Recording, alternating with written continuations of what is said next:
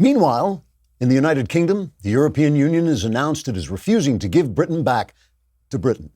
EU President Ivan Power from the make-believe country of Make-Believia says the British people's vote to leave the EU is tantamount to an act of war, and as a result, he will from now on start wearing a Pickelhaube, which is one of those German helmets with a spike on top, which not only looks marvelous on him, but allows him to store important papers by putting them on the spike.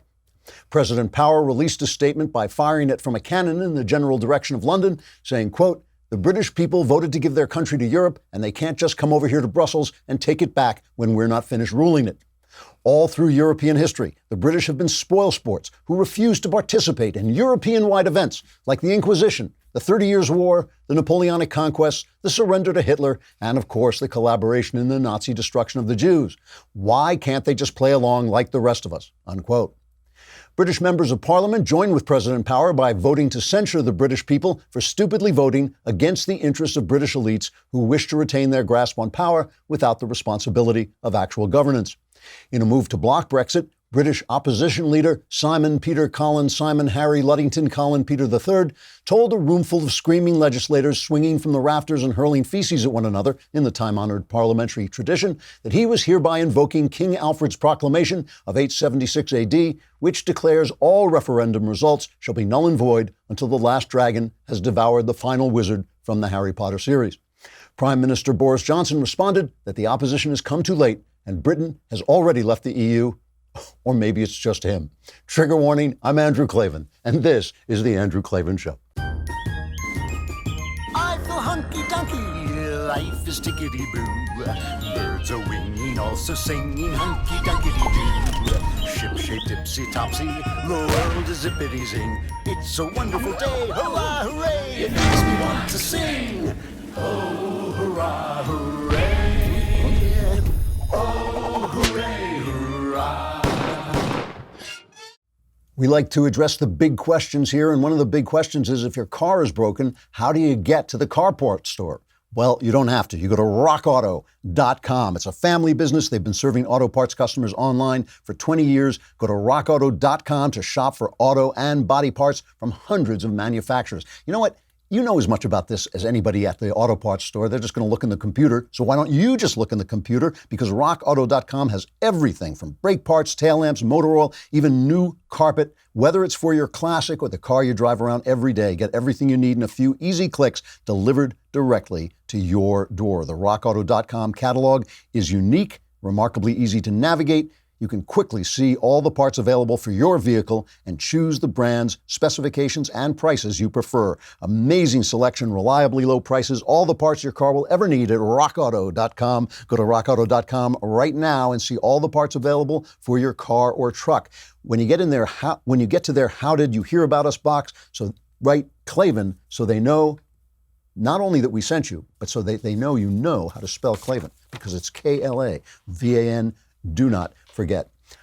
All week long, as the Democrat press has pushed the Democrat Party to the brink of an impeachment process that will serve its base instead of the country, I've been thinking out loud about the way the news media has become corrupt as a system. That is, corrupt beyond the responsibility of any one person, so that everyone who works at, say, NBC News is participating in NBC's corruption without himself necessarily being corrupt, because he's inside a corrupt system.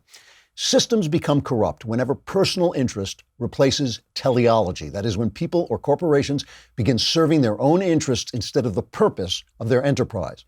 The purpose of the news is to give the people of a republic the facts so they can make their own decisions. But corporate news operates in the corporate interest of supporting the big government that big corporations love. If they put that interest before their true purpose, they become corrupt, and they corrupt the people within the system. In a fallen world, there's always tension between interest and purpose.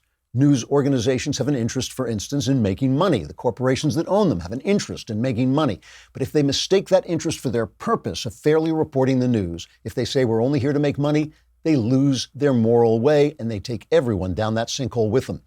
Still, the tension is legitimate. We all need money. Moral action can legitimately cost you. Christianity teaches us to put God, purpose, and morality before money, before interest, and it also teaches us that if you do that, you could get yourself crucified, which can ruin your whole day. Less dramatically, you could lose a promotion or a raise or a sponsor or something you really, really want. In my personal life, I look back to those moments when I put integrity over money with quiet pride, but I also wish I had a lot more money. We make choices every step of the way, and we pay for each one of those choices in some sort of coin or other.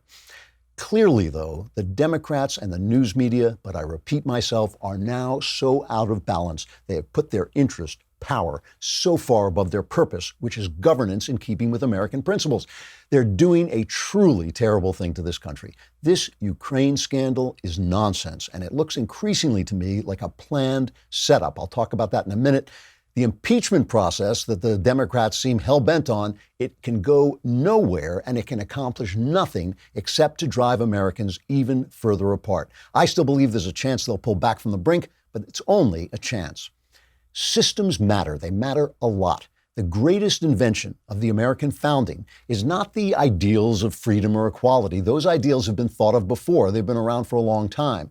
The great invention of the founders is a system, the constitutional system, whose purpose is to preserve the ideals of freedom and equality in spite of the self-interest of human beings in power. This has worked for a long time, but no system can stand when the people within it have lost their moral way.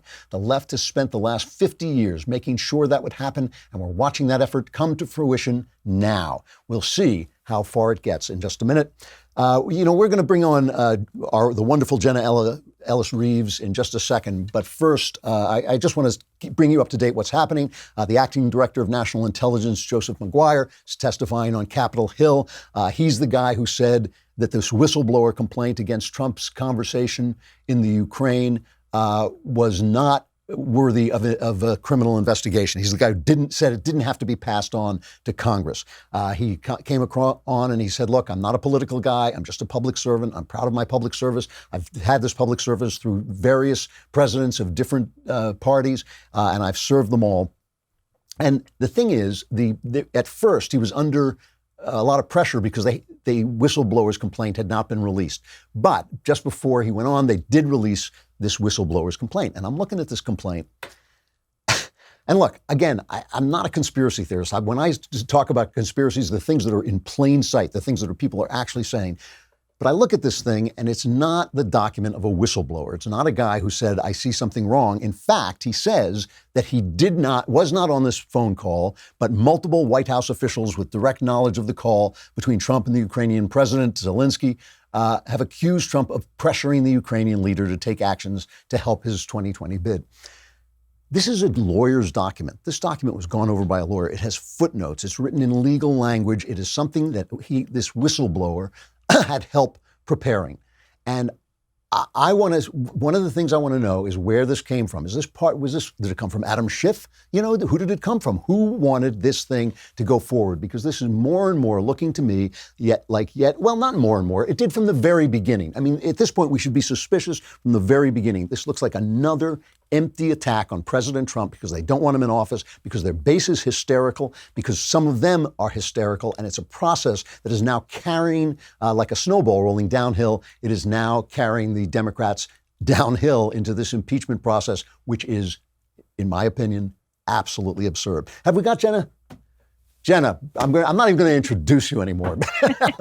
I'm sure everybody, you're on Fox every time I turn it on at this point. You're like, and I'll be back on right after this. Actually, you can tune into Charles Payne on Fox Business Side and Trish Regan tonight and Fox and Friends tomorrow morning. So it's going to be a busy weekend. We are humbled by your presence among us, and we're so happy. You're my favorite, though. You know that. Of course, for you. So. I expect. And your opening, Drew, is absolutely brilliant in terms. I mean, you don't even need me actually, but it's absolutely true what the Democrats are trying to do, and they are perverting this system that is supposed to be nonpartisan, non-political. Impeachment should not be a political action. This should only happen when there is credible evidence that a president has gone against the interests of the United States of America, treason, bribery, and other high crimes and misdemeanors. That's the key terminology, and other. This isn't just, we think of misdemeanors as, hey, I ran a traffic light and I got a ticket. That's not the constitutional context.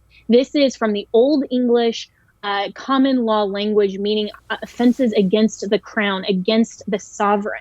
This is something that should have an absolutely credible legal basis here, not simply because the Democrats hate President Trump. This is dividing the country. This is ridiculous. I mean, everyone who votes for impeachment, if they do, should themselves be impeached for going against their oath of office to defend and protect the United States Constitution. The point that you just made, that these are high crimes and misdemeanors against the sovereign, and we should just add for the people that the sovereign here is the people, right? The idea, yes. They had a sovereign who is the king or the queen, but we have a sovereign who's us. And when they're not making an offense against us. Now, let me ask you something. Last night, we did one of these backstages, and Ben asked me if they found videotape of Donald Trump, picking a guy up by the front of his shirt and throwing him against the wall and saying, "Listen, Buster, if you don't go and investigate Joe Biden." I mean, and there's nothing even remarkably, even vaguely resembling this. But if you don't investigate Joe Biden, I'm withholding military aid. Would that, in your mind, be an impeachable offense? Actually, no. I mean, let's not forget that President Trump, as the president of the United States, can literally threaten to bomb a country, right? I mean, these are things that threats in and of themselves are not necessarily illegal, right? It depends on whether you can legally carry out that threat. So like, for example, on behalf of a client, I, as an attorney, could threaten legal action. That doesn't mean that a threat inherently is bad. It simply means, is the substance of that threat something that in his capacity as the president of the United States cannot do legally? And so we have kind of this conflict here because the Democrats want to try to paint him as he's only looking for opposition research, and this is against, election and campaign finance laws and all that, this quote unquote thing of value.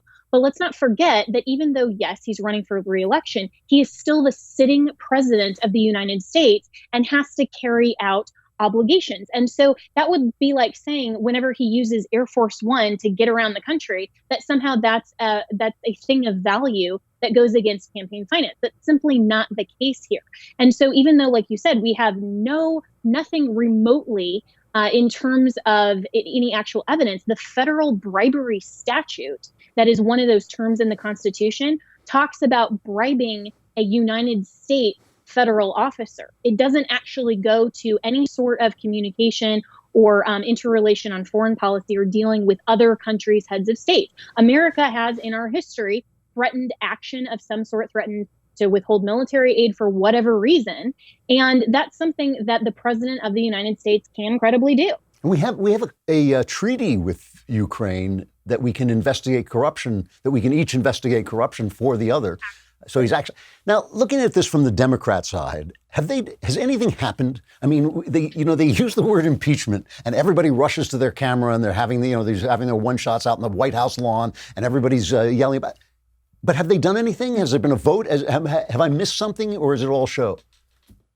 No, it's completely all show. And that's the question I would really like Nancy Pelosi to answer, is when are you going to call a vote? If you actually think that impeachment, if you're not just trying to, straddle the fence here and satisfy the hyper crazy leftists who have been calling for impeachment since, before President Trump was even sworn into office, once he won the election, is she willing to actually call a vote right now? They haven't even formulated a resolution in the House that would initiate formal inquiry proceedings. All they're doing is saying, hey, let's run these, camera circus kabuki theater hearings like today, where Schiff was simply trying to manipulate and spin legal terms into common usage. It was boring. It was ridiculous. It was completely politically partisan. Nothing has actually happened to initiate formal impeachment proceedings. So when are they going to do it? Are they going to do it? Nancy Pelosi has to decide. Well, that's my last question, and then I'll let you go because I know you got to go to Fox. But there is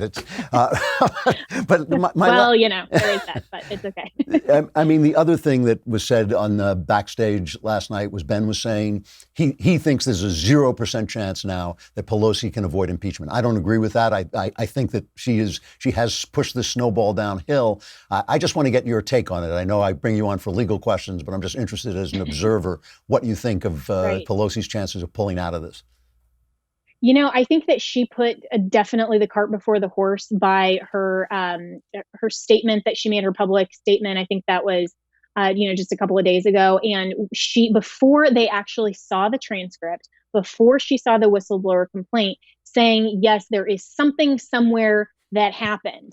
I mean, by her saying that and saying we are moving forward with impeachment, she's kind of painted herself into a corner. I think she can get out of it. I think she would be well advised to say, you know what, we were advised wrongly. We kind of, now after looking at this, even though I fully disagree, and, she can slam him and paint him unethical and whatever, partisan terms she wants to say. But if she wants to retain any hope of the Democrats not losing a lot of seats in districts that are very important to them in 2020. And impeachment historically has always done that for the impeaching party. America doesn't like this. They don't like this, especially when there is no smoking gun. There is no obvious, instance of President Trump doing anything wrong. She would be very well advised to come up with some sort of statement, rein it in, and say, you know what, we will remain hyper vigilant and we're going to, do our oversight job. But right now is not the time. And we should hope that she has the intestinal fortitude to do that. And I know that that's kind of inherently in conflict with the term Democrat, but we'll see what happens. Jenna Reeves, it's always great to see you. I thank you for coming on. You're doing great on Fox, by the way. You're elevating the station, so it's great to see it. And President Trump tweeted my clip from Tucker Carlson. I saw that. It was amazing. So thank you to the president, and hopefully he will tweet out this clip as well, because you even give me more time. I know he watches every day. So he does, absolutely. I'll see you later. Thanks so much, Drew. All right. I just want to follow, of course, the news media and the Democrats are always working in concert. And now as they gear up and they become more and more hysterical because they lost the Mueller report, the Russia hoax made them look bad. It has been since the Mueller testimony and since the Mueller report, it has been one thing after another to try and cover up that complete implosion of the narrative they were selling.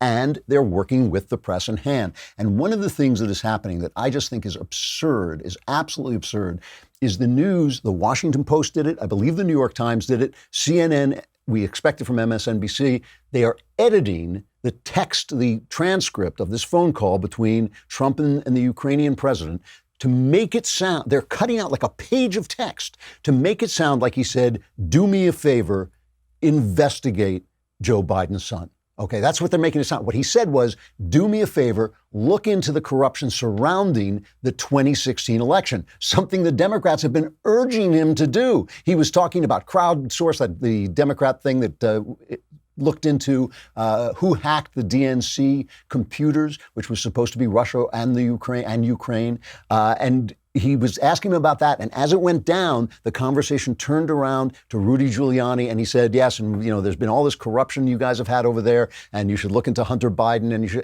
And they're just editing. Here's an example. Here's Wolf Blitzer talking to Jim, look at me, I'm Jim, Acosta on CNN. Just listen to them edit the page right out. And let's not forget, this summary that was released by the White House, the president specifically quoted as saying to the Ukrainian president, I would like you to do us a favor, and then goes into an investigation into the Bidens and the Democrats. Oh, that's right, Wolf. And the president never really asked, or answered the question. I tried to ask the question as he was walking out of the room. What did he mean by, can you do us a favor? He never really explained what he was talking about with respect to that question. And I think what you saw during this press conference is that the president is really just stewing with anger over all of this. He feels frustrated that the press largely overlooked what he did at this United Nations General Assembly. But once again, I think that responsibility lays at the president's feet. I mean, this was something that they were stonewalling Congress on a week ago. And then as soon as the House Speaker, Nancy Pelosi, threw down the gauntlet and threatened impeachment, all of a sudden transcripts are being offered. And now the whistleblower complaint. Now, as always with Jim, look at me, I'm Jim Acosta, you have to ask yourself, who cares what you think? Who cares who you think the responsibility lies with? That's not your job. It's not your job to tell us who's responsible for your not covering the UN. You didn't cover the UN. And you're blaming Trump. That's not news. It's not news that you think Donald Trump's to blame for your malfeasance. That's not news. But that's not the point. The point is they edited that transcript. So wait. So the press is editing the transcript. They're taking out a page of text to make it sound like Trump said, do me a favor, look into Hunter Biden, which he did not do. That's not what he said. Had nothing to do with that. That's the first thing. But now Adam Schiff at this hearing with McGuire, the the DNI, the acting DNI, Adam Schiff now just starts making stuff up. He rewrites. So help me. I'm not making this up. He rewrites the text to make it say what he wants it to say. This is the essence of what the president communicates. We've been very good to your country, very good. No other country has done as much as we have. But you know what? I don't see much reciprocity here. I hear what you want. I have a favor I want from you, though. And I'm going to say this only 7 times, so you better listen good. I want you to make up dirt on my political opponent, understand lots of it. On this and on that, I'm going to put you in touch with people, and not just any people. I'm going to put you in touch with Attorney General of the United States, my Attorney General, Bill Barr. He's got the whole weight of the American law enforcement behind him. And I'm going to put you in touch with Rudy. You're going to love him, trust me. You know what I'm asking, and so I'm only going to say this a few more times, in a few more ways. And by the way, don't call me again. I'll call you when you've done what I asked. So to be fair to this McCarthyite weasel, to be fair to him, he did later apologize for this and say it was supposed to be a parody. He was auditioning to do the open for my show. So he says it was supposed to be a parody. It was supposed to be comedy. But come on, this is what they're doing. This is what they're doing. They're rewriting this. It's yet another Russian collusion hoax. Look, Trump, when he calls this stuff a witch hunt, he is absolutely right. When he calls it a hoax, he is absolutely right. And again, if they find him saying, do this or we'll withhold aid, we'll come back, we'll revisit it. But in the meantime, this is a non-story. And at this point, even if they move to impeach, they will have gutted the process of any real meaning, as Jenna just explained why, but also because they've been doing this from the very start. They were talking about impeaching him before he even took office. Meanwhile, some of this stuff is just absolutely hilarious. Meanwhile, the press continues to cover up for Joe Biden. And I said this from the very start. This is the end of Joe Biden's campaign. Ben said on this backstage, he said that he believed that they had made that calculation. The Democrats have made that calculation. If we can get at Trump, it's worth getting rid of Biden. I think this is way beyond strategy and calculation. I think, like I said, this is a snowball rolling downhill. Nancy Pelosi has lost control of the process. The Democrats have lost control of the process. They're serving their base. They're serving the cameras. They're standing in front of the cameras and posing and saying dramatic things, and it's gotten away from them. But on MSNBC, and I don't hit MSNBC that often because they're an openly leftist station, but what's her name? Nicole Wallace, is that her name? She actually interrupts the president to say it's like Kanye West with Taylor Swift. I'm gonna let you finish, Mr. President. I'm gonna let you finish. But first, I'm gonna tell Nicole Wallace. I'm gonna tell people the fact that you are lying about Joe Biden. And again, we played something like this yesterday from Chuck Todd. Her excuse is that the Ukraine has already investigated Joe Biden. And if you can't trust the Ukraine, where corruption is rife, you can't trust anybody. Listen to this. We hate to do this, really, but the president isn't telling the truth. These allegations against Joe Biden and Hunter Biden that he's repeating have been investigated by the Ukrainians, none other than the Wall Street Journal included in their report on Friday that the Ukrainians view this issue as having been investigated and adjudicated. And what's amazing is that what Trump appears to be trying to do is to turn his own impeachment into a big deflection. Yeah, he's trying to change the story. I think we should say 2 things. First of all, the question on the table here is not about Joe Biden. It's not about Chris Murphy or any other senators he's talking about. It's not about the whistleblower. It's about his conduct and whether his conduct as president is impeachable or not, whether it amounts to misconduct. But as it relates to Joe Biden, it's important to note that this story has been looked at and thoroughly debunked by everyone involved. Joe Biden's son served on the board of a Ukrainian company. That Ukrainian company was investigated by the Ukrainian Attorney General. That investigation was closed before Joe Biden ever asked for the Attorney General to be fired. The problem with this is that, not to interrupt them to say it's not true, is it's not true. But by the way, MSNBC has the right to do commentary. But when you hear the guy say this story is not about Hunter Biden, it's not about Joe Biden, it's about Donald Trump, Who is he to say that? Who is he to determine what the narrative is? I mean, that is what this whole thing is about. It's determining the narrative. Look, the people are too smart for this. They have so much power, these guys. They have so much communication, so much control over the communication machinery in this country. And yet, the truth has a voice. They are not going to get away with this. I'm telling you, they are just not. It's absurd. John Solomon, I believe it is, at The Hill, says he is in possession of hundreds of pages of official documents debunking Joe Biden's claim that he wasn't, that the prosecutor that he manipulated the Ukraine into firing was not investigating Hunter Biden. Listen to what he says. He's got all these documents that he says disprove what Biden is claiming. There are documents from Hunter Biden's legal team, the legal team from America, trying to assist Burisma to get out of this investigation. They show unequivocally that prosecution or that legal team told the prosecutors as soon as Mr. Shokin was fired. In fact, the day that Shokin was fired, the Ukraine team, the Biden team was trying to reach the new prosecutor. So people say there's no connection between the event. Why was Biden's legal team rushing to talk to the new guy immediately? But when they got that chance to talk to him, here's what they told that prosecutor. They told that prosecutor the story about Shokin being corrupt, not doing reforms, was not true. It was a made-up story by U.S. officials. They called it false information. That means Hunter Biden's legal team, Burisma's American legal team, was telling the prosecutors the basis upon which Joe Biden said he just fired Shokin was not true. So this is still an open story. And again, I think Biden's finished. I think this thing is going to blow back on Biden. I think it may blow back on whoever helped this intelligence guy prepare the whistleblower's complaint. I think it's going to blow back on them too. Remember, this is not an intelligence matter.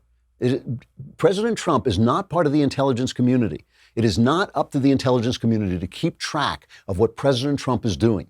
Okay, he has very wide plenary powers in dealing with foreign policy. So if he wants to chat up the president of the Ukraine, they shouldn't even release it because they should have the right to have a quiet, private conversation. But he is not part of the intelligence community. And getting back to this again, I have to reiterate this.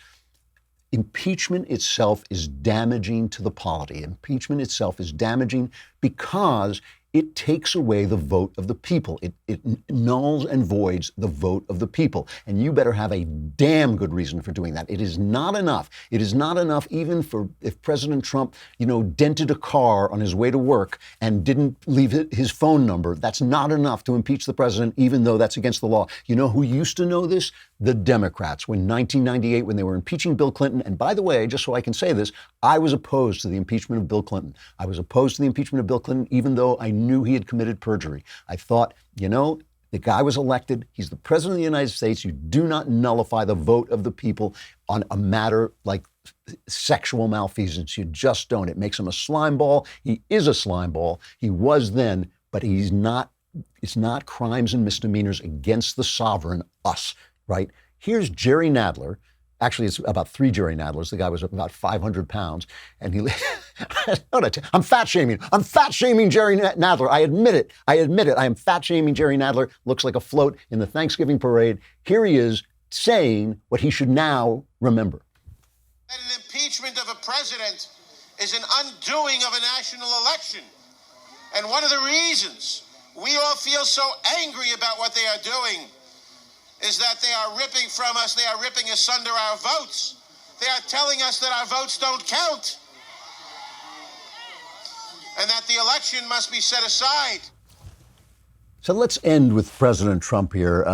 This is clip number 3 when he points out that this really is not a good thing that the Democrats are doing. I mean, it is in and of itself, the fact that they're doing it. Listen, politics is politics. And I understand it's not beanbag, and I understand they're going to fight for power and they want power. But you got to play the game by the rules because the system matters. The American system matters, and they're not playing the game the way it's supposed to be played. First of all, when have they passed any legislation? When have they done anything during this presidency that helps the people, that does anything for the people? They haven't. They keep throwing up these kabuki laws that they know aren't going to get passed, that they know won't get signed if they do get passed, but they aren't going to get through the Senate. So what are they doing? Zip. zero, nada. Except this. This is what they're doing. It's divisive. It's ridiculous. It's not going anywhere. The president is not going to be convicted even if they impeach him. Here's what Trump says. And our people are being hurt and our country is being hurt when a Nancy Pelosi allows her position to be taken over by radical far-left socialists or worse. That's pretty bad. That's pretty bad, especially when the senators and all of these other people have actually done what they're accusing me of doing, which I didn't do. Which is absolutely true, right? They did use the Steele dossier. They did use Russian intelligence, Russian disinformation to try to stop Donald Trump. It's how they started the investigation, the Russian collusion investigation with this Steele dossier. It's how they got the FISA warrant. It is exactly what they're accusing Trump of doing, which, as he says, he apparently didn't do. There's certainly no evidence that he did it. It really is, when Donald Trump is the adult in the room, that's not a good look for the Democrats. That is not a good look for the Democrats. This is a misuse of the American system. It's damaging to the American system. And the American system basically is all we got. If you're near the University of Southern California tonight, head over at 7 p.m. to the Friends of USC Library Lecture Hall. And there will be a speaker there that you will not want to miss. It is none other than our own Michael Knowles. He is there with his latest speaking engagement on the Young America's Foundation. His topic, Men Are Not Women and Other Uncomfortable Truths. Who knows what kind of leftist tears may fall as Michael Knowles talks on that subject. For more details, go on over to yaf.org events. /events and go enjoy the show. That's yaf.org/events. Go listen to Michael Knowles. Who knows? This may be the day when he says something you want to hear. I'm going to stay on so you can hear my guest. I want to talk about this more and also the Kavanaugh nonsense. So we're going to bring on Ryan Lovelace to talk about that. But first, go over to dailywire.com. All the more reason for you to go over to dailywire.com and subscribe. It's a lousy $10 a month, a lousy $100 for the year. You get the beautiful Leftist Tears tumbler. We've got a new site. This new site looks great. And we've got an app coming on, which will be a benefit to all of you who subscribe. It's a lot. You get a lot for your lousy $10. Plus, we get your $10, which is the whole point of the enterprise. Ryan Lovelace is the author of Search and Destroy, Inside the Campaign Against Brett Kavanaugh. He covers legal news in Washington as the D.C. Business of Law reporter at the National Law Journal, American Lawyer, and ALM Media. Ryan, thank you so much for coming on. It's great to have you. Thanks for having me. I've got to key this in a little bit to what's going on right now. Is there, when you're looking at what's happening in Washington at this moment, this new attempt to quote unquote impeach the president, do you see a relationship between this and the attack on Kavanaugh? I do. I think in the first 2 years of President Trump's administration, we saw attacks on two things: the presumption of regularity and the presumption of innocence. The first one, with the presumption of regularity, was all about suggesting that President Trump was acting in bad faith, acting at the behest of a foreign power. First it was Russia, now Ukraine. And in the second year, we saw an attack on the presumption of innocence in that Justice Kavanaugh wasn't afforded the same opportunity that other Supreme Court nominees have been in coming before the committee and being presumed innocent until guilty, as has always been the case in a court of law. But that hearing was tried in a court of public opinion. And I really think all of these things are aimed at attacking American institutions, longstanding pillars of American society. And when those things are eroded and public confidence and faith and trust in institutions is eroded, we've seen what starts to happen. Yeah, no, it really is a problem. When you were researching this book, when you were researching Search and Destroy, Inside the Campaign Against Brett Kavanaugh, what did you find out about where this attack originated from and how it got started? Well, I found out a lot of different things. And one of the most important was that this was going to happen regardless of who the nominee was. One of the biggest groups on the left that has come out organizing around the courts for the first time that was new to this last fight with Kavanaugh is Demand Justice. They're a dark money group. Demand Justice is led by Brian Fallon, a former Hillary Clinton campaign flack, and they said they were going to spend $5 million opposing whomever President Trump would have selected. And they formed just before Justice Kennedy retired, and so they were right there ready to go in a way that they hadn't been before. And they were the biggest outside force influencing things. And then in the months that followed and in the legal team that was surrounding Christine Blasey Ford, we saw Deborah Katz, her attorney, come forward and explain that when she has cases like this, she doesn't look to the law. She has to have a press strategy, a legislative strategy, and utilize those organized forces to accomplish the outcome her client wants, which is a political agenda in this case. Was Blasey Ford implicated in this at all? I mean, is she somebody who actually had this complaint and they found her, or was she somebody who went looking for them, or how did that shake out? Well, there's a few interesting details about that in my book that I reported out in Search and Destroy. And the first of which is Christine Blasey Ford first approached the Washington Post and they weren't interested. And she went back to them and she said, I've been advised to go to the New York Times or Senators. And then at that point, they had eventually responded and tried to get her in touch with a reporter, but they still didn't run with her story. And that's one of the things that makes this so different from every other Supreme Court nomination fight, is the way in which this allegation traded up the chain of the press. First, a blog called The Intercept said, there's an allegation alleging an incident, purposely vague, tells us nothing. Then Senator Feinstein, the top Democrat in the Judiciary Committee, says, yes, I've heard of that, and I've referred it to law enforcement. But all of this happened months after the allegation was first made. And it was then that the national press picked this up and, rather looking into the truth or falsity of the matter, simply said, will this help him? Will this hurt Judge Kavanaugh? How will it affect things? And no one ever bothered looking into it. And that's how these cases are now litigated in the court of public opinion, as opposed to an actual court of law. When you saw this recent New York Times piece based on the book by two reporters, I found it startling. These accusations of sexual malfeasance are serious. They do serious damage to a person's reputation. They really, I'm sure, make your family life uncomfortable. And their story was that two unnamed sources told them that a guy who wouldn't talk to them said that a woman who didn't remember had been molested by Brett Kavanaugh. I mean, that's a startling, kind of the kind of thing I would expect to see some YouTube nut come out with instead of the New York Times. So this fight is obviously continuing. Is this being funded? Is this something that you think is coming from outside the Times, or is it something that is simply a part of a news media crusade? Well, for those two women in particular, it's personal. And I think you've identified it correctly in saying that they're accusations. I'm even reluctant to call them allegations because, as you say, the alleged victim doesn't even think it happened to her. Right. But in this particular instance, it really is personal. Robin Pogrebin, one of the authors of the book at the New York Times and the authors of that piece, is a former classmate of Brett Kavanaugh. She went to Yale at the same time as he, and that was her whole authority for writing this book. She wasn't a legal reporter. She wasn't an investigative reporter. She didn't know anything about sexual assault allegations and how to properly report out some of these things. And I think that's part of what caused some of these problems, is doing that due diligence that reporters that are familiar with that kind of story would have done had they had the opportunity. I want to get to some of the ramifications of all this, because you have some very interesting thoughts about that. But I just want to pause for just a sec to talk about Susan Collins. We've been talking about the purpose versus self-interest on this particular show, and she really did go against her own interests. I mean, she is a pro-choice, an advocate of Roe v. Wade, and she knew that Kavanaugh might be a vote against that or to weaken that, and yet she stood up for him. Was that?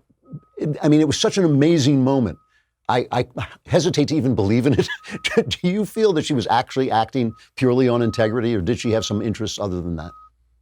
I think she was doing the due process and going through and doing the deliberative methods that the Senate was always expected to do with advice and consent, which frankly is what I had expected. In watching this all unfold, I expected the typical advice and consent process that had rejected Merrick Garland when President Obama picked him and confirmed Justice Gorsuch to unfold again. But that's not what happened here. Search and destroy is. And I think Susan Collins really started facing threats even before accusations began to emerge against Judge Kavanaugh last year at this time. Really, she began getting mailed coat hangers and the rest of it to remind her about abortion. And still throughout all of that, she stood tough and then went and did the due process and deliberative means to go about vetting the Supreme Court nominee. And in talking to Republicans, particularly those in the Senate and around then Judge Kavanaugh's team, what I really heard was it was both Susan Collins and a combination of what Michael Avenatti did that really helped conservatives and Republicans to hold ranks and be able to kind of not have any breakaways and confirm then Judge, now Justice Kavanaugh. Yeah, it's always nice to see somebody actually show up like that. It was a beautiful thing. So where is this taking us? What are the ramifications of this kind of attack? And do you think it's going to continue? I think it is going to continue. I think if there is another vacancy before the 2020 election, it's only going to get worse. I think we're going to see Supreme Court fights be fought like presidential campaigns in a way that we haven't before. And I think we're going to see presidential politics dominated by issues of the Supreme Court in a way we haven't.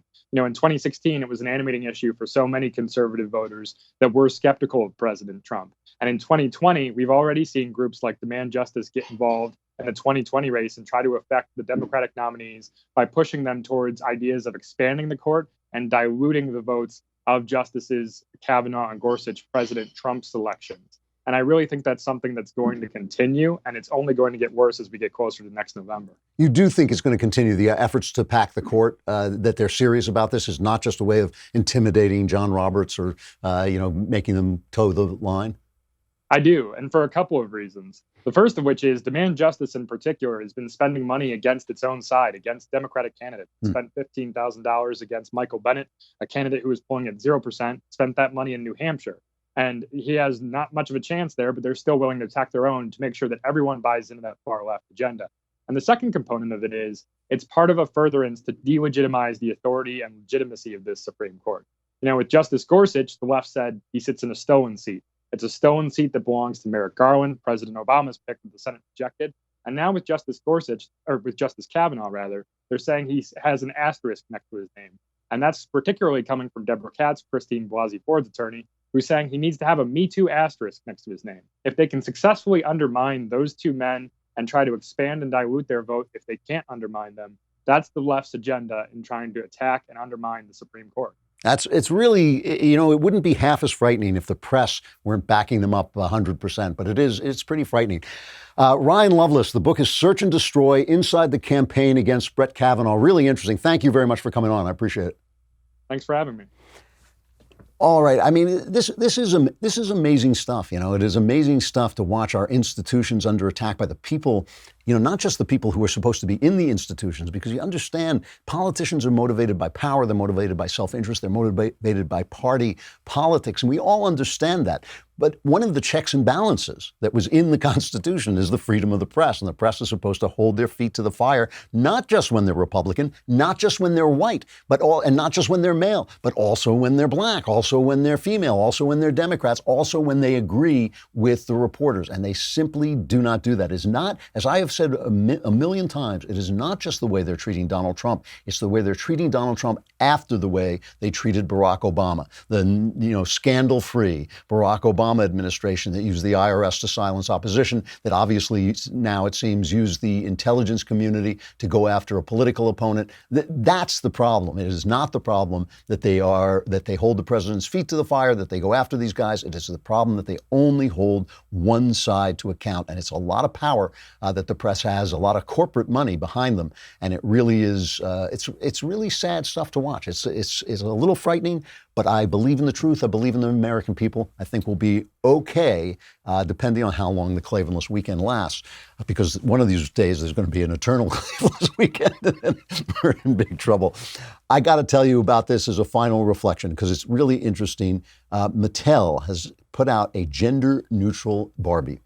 And I just think this is hilarious. Mattel is a struggling company. Barbie has been keeping them afloat. It was just, I don't know, it was not that long ago, last month, I think, or earlier this month. I can't remember, when they put out a report that Barbie had kept them afloat profit-wise. And then about 3 days later, it turned out, no, they weren't making a lot of money. So they put out this thing, this gender-neutral Barbie doll, obviously to serve these left-wing parents who are been convinced that there's something wrong with gender, that somehow they're I've seen this. And, like in Brooklyn, the heart of darkness, you'll see these parents who are worried that they are oppressing their children with gender identities.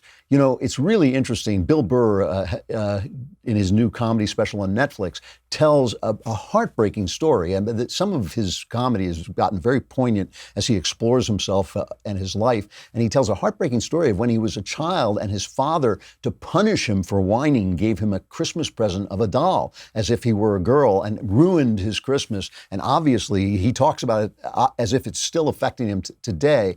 The whole idea of taking away from your boy child his right to be a boy and his responsibilities in being a boy is incredibly destructive. Establishing gender identity is one of the tasks of young people. So this is not just wrong. It is deeply, deeply wrong and destructive. Now, the only interesting thing I think about this is I think this is going to hurt Mattel. I think Mattel is probably going to crumble. But the one thing about it is I think they're doing something wrong. But when we're talking about purpose versus interest, they're not doing something in their own interest. I don't think this is going to work. I think it's going to hurt them. The guys who created it said, we realize, he said, one of their spokesmen said, I think being a company today, you have to have a combination of social justice along with commerce, and that balance can be tricky. Now, I disagree with that because I think social justice is not justice. I think this gender confusion is a stupid and a bad thing. I do understand that some people have gender confusion. I'll go beyond that. I do think that sometimes people can get too obsessed with, be a man or be a woman or be girly or whatever, that you can be too obsessed with gender too. Everything is balanced, as Aristotle teaches us, right? Everything is going on that golden mean. So I will say that. It's not about that. But I think that this attack on gender identity, which is a very important part of a person's identity and a person's substance and his steadiness, I think is a bad thing. But I think at least they're not serving money. They're not serving mammon, I don't think. I think they're serving their lights. They're living by their purposes. I simply think their purposes are misguided. So that's a different thing, right? And it's one of the things that's dividing our country so much is our basic assumptions about what this country is, what it stands for, what it means. And that's why we're having such a hard time communicating with one another. And that's why people in meta jobs like the media, like in entertainment, should be serving both sides to let us work it out. They should be trying to be above that fray in order to let us work it out as we go forward. We were going forward, but now we hit the Klavanless weekend. It's like a dark, stormy sea, full of sharks, full of death, destruction. You'll be in it. I won't, because I am Klavan, so I don't have Klavanless weekends. But if you survive, we will be back here on Monday. I'm Andrew Klavan. This is The Andrew Klavan Show.